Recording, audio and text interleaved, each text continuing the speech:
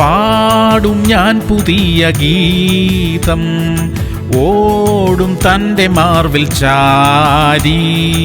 വീടും നാടുമെല്ലാം എൻ്റെ യേശു മാത്രം.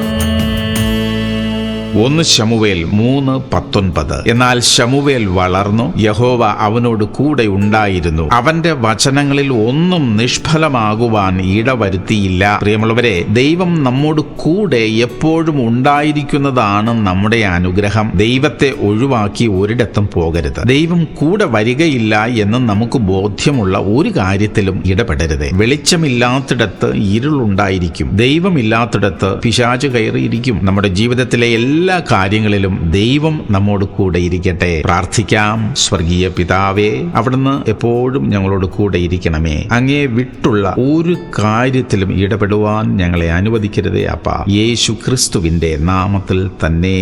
ആമേൻ, ആമേൻ, ആമേൻ.